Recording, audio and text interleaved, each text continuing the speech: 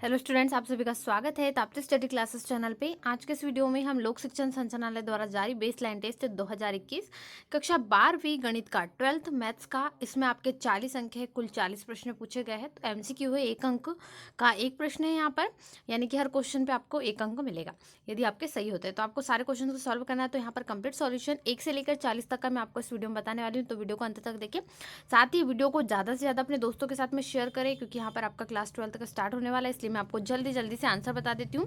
लेकिन उसके पहले आपको चैनल को सब्सक्राइब करना होगा, ताकि सारे सब्जेक्ट्स के आपके जो भी है वो सारे सॉल्यूशंस आपको मिल जाए। इसलिए चैनल को सब्सक्राइब करें, अपने दोस्तों से भी सब्सक्राइब करवाइए और अपने फ्रेंड्सों से भी। चलिए शुरू करते हैं। पार्ट ए और पार्ट बी में 2 पार्ट्स में आपका जो पेपर है वो बांटा गया है। तो पार्ट ए से शुरू करते हैं। क्वेश्चन जो है 40 है, 20-20 लगभग। तो सबसे पहले जो है सकेंद्रीय वृत्तों की त्रिज्या, ये सारे कुछ जो है आपने पढ़े हुए क्वेश्चन है, लेकिन आप लॉकडाउन के कारण सब कुछ भूल गए हैं। इस कारण जो है आपके 9th 10th 11th 12th में लगभग आपने जो पढ़ाई की थी उन सभी से क्वेश्चन आपको यहाँ पर पूछे गए। तो चलिए शुरू करते हैं।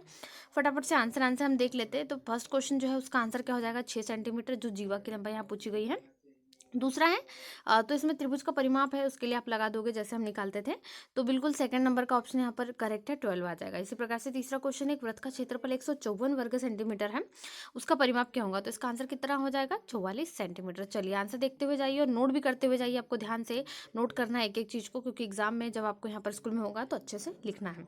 क्वेश्चन नंबर 4 का आंसर 17/16 हो जाएगा, यानी ऑप्शन नंबर डी। चलिए इसी प्रकार से पांचवा क्वेश्चन दिया गया है। तो पांचवा यहाँ पर R1 R2 दो वृत्तों क्षेत्रफल योग दिया है। इसका आंसर क्या हो जाएगा, R1² plus R2² is equal to R²। दोनों को प्लस करेंगे तो R का जो मान है वो क्षेत्रफल के बराबर हो जाएगा। चलिए इसी प्रकार से अगला क्वेश्चन देखते हैं।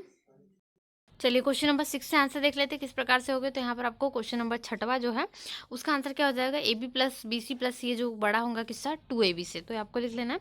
उसके बाद यहाँ पर अवरोही क्रम पूछा गया है। तो आपका करेक्ट आंसर क्या हो जाएगा, क्वेश्चन नंबर 7 का ऑप्शन नंबर डी, जो कि है 2/3, 8/21 और 2/9, इस प्रकार से हो जाएगा, आपको लिख लेना है। चलिए इसके बाद 8वां क्वेश्चन है, इसमें पूछा गया है A plus B plus is equal to 0 है। तो वहाँ पर आपको क्या करना है, A की घात 3 धन B की घात 3 धन C की घात 3 किसके बराबर हो गए, ये जवाब देना। तो 3ABC के बराबर हो गए, जो फॉर्मूला यहाँ पर होता है, तो आंसर हो जाएगा। चलिए इसी प्रकार से आपको 9वां क्वेश्चन भी देख लेना है क्या दिया गया है। तो 9वें क्वेश्चन में एक बिंदु है, मूल बिंदु के अतिरिक्त उनकी भुज जो है कोटि के बराबर। तो निम्नलिखित में से तो कौन से चतुर्थांश में स्थित होंगे आपको बताना है। केवल फर्स्ट में, फर्स्ट सेकंड थर्ड फोर्थ इसमें पूछा है। तो इसका आंसर क्या हो जाएगा, फर्स्ट और थर्ड। यहाँ पर आपका जो है ऑप्शन नंबर सी हो जाएगा। इसी प्रकार से 10वां क्वेश्चन है, इसमें यदि n एक प्राकृत संख्या है तब आपको बताना है इनके बीच में पूर्ण वर्ग संख्या नहीं है। इसका भी ऑप्शन 2n हो जाएगा करेक्ट आंसर, यानी ऑप्शन नंबर सी। तो यहाँ पर आपका 9th 8th 9th और 10th तीनों के ऑप्शन नंबर सी जो है करेक्ट आंसर हो जाएगा। चलिए इसी प्रकार से क्वेश्चन नंबर 11 की ओर बढ़ते हैं। एक विद्यार्थी द्वारा मासिक यूनिट परीक्षा में प्राप्त किए गए अंकों का प्रतिशत कुछ दिया गया इस प्रकार से। तो ये जो अंकों का प्रतिशत है, इसमें यहाँ पर आपको बताना है कि जो इसके आधार पर 70% से अधिक अंक प्राप्त करता है इस यूनिट में, तो उस आधार पे हमको ये क्वेश्चन के आंसर देना है। तो सबसे पहले आप इसको पूरा आसानी से पढ़ सकते हैं। इसका आंसर जो होगा वो 3/5 बी नंबर का ऑप्शन करेक्ट होगा। चलिए प्रश्न क्रमांक 12 देखते हैं। 12 में भी आपको बिंदु दिए गए, इनसे समस्त दूर आपको पूछा है समदूरस्थ। तो x माइनस वाई बराबर क्या होगा, 2 के। तो यहाँ पर इस प्रकार से जो है सॉल्यूशन ये हो जाएगा। चलिए क्वेश्चन नंबर 13 देख लेते हैं। यदि बिंदु ए दिया है 6 1, इस प्रकार से आपको बिंदु दिए है, तो एक समांतर चतुर्भुज के शीर्ष इसी क्रम में हो तो पी का मान क्या होगा। यहाँ पर आपको किसका मान ज्ञात करना है, पी का मान क्वेश्चन में ज्ञात करना। तो आंसर आपका 7 आ जाएगा। इसको आप सॉल्व भी कर सकते हैं। चलिए आगे देखेंगे। तो क्वेश्चन नंबर यहाँ से 14 से देख लेते हैं। एक समकोण त्रिभुज दिया है एबीसी में, इसका कोण बी क्या है, समकोण है, यानी कि एक कोण बना है, ये बी है। तो यहाँ पर बी क्या है, समकोण है। तो आपको यहाँ पर देखना है त्रिभुज एबीसी बनाएंगे उसमें। तो इसमें आपका जो है आंसर आपको बताना है। तो आंसर कितना हो जाएगा, 1 हो जाएगा। चलिए 15वां क्वेश्चन भी, इसमें बी का समकोण है लेकिन बीसी का मान दिया है, और एसी माइनस ए बी कितना है, 1 है। तो साइन ए का मान आपको ज्ञात करना है। साइन ए का मान कितना होगा, तो साइन ए का मान होगा 7/25। चलिए इसी प्रकार से 16वां क्वेश्चन है, आर त्रिज्या के गोले का गोलीय प्रस्थ कितना होता है ये आपको बताना है। तो आपका आंसर कितना हो जाएगा, 4/3 पाई आर स्क्वायर। ये करेक्ट आंसर हो जाएगा आपके क्वेश्चन नंबर 16 तक। चलिए फटाफट से क्वेश्चंस के आंसर देख लेते हैं क्या क्या हो गए। तो 17वें क्वेश्चंस के नंबर में आपको पासे से पूछा गया प्रायिकता याद करना है। तो 1/36 हो जाएगा, क्योंकि 6 जो हैं यहाँ पर आपको पासे के बारे में है। तो 36 हो जाएगा।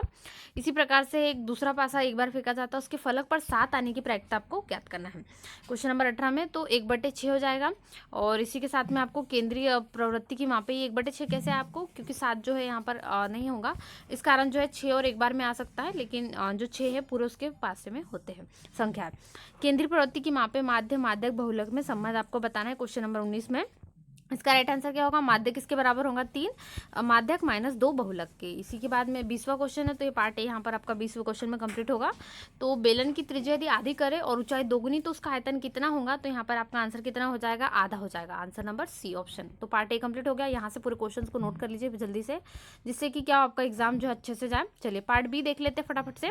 पार्ट बी का है 21 नंबर का क्वेश्चन। ए और बी दो समुच्चय है, तब A intersection A union B समान है किसके, तो आपका आंसर क्या होगा, ऑप्शन नंबर ए के बराबर हो गए। ठीक है, चलिए दूसरा है समुच्चय दिया है आपको, ए का मान 1 2 3 है, इसके घात समुच्चय में अवयवों की संख्या पूछी है, तो 256 जो है इसके अवयवों की संख्या हो जाएगी। आप इसको निकाल सकते हैं बहुत सरल तरीके से।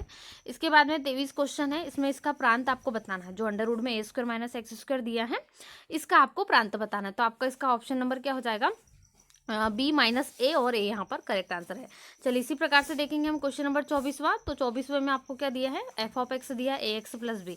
ए और बी दो यहाँ पर पूर्णांक है, तब इनका आंसर क्या होगा, ए का मान कितना हो जाएगा 2 और बी का मान कितना -3, यानी ऑप्शन नंबर बी आपका करेक्ट आंसर है। चलिए 25वां है, 10 के पदों में मान है। इसमें आपको जो है आगे का मान ज्ञात करना है। तो 25वें क्वेश्चन में देख लेते हैं। तो इसका आंसर आपको कितना लिखना है, आपका आ जाएगा 1/2। उसका मान आप ज्ञात करेंगे। तो ये कई बार क्वेश्चन प्रूव करने के लिए भी आता है।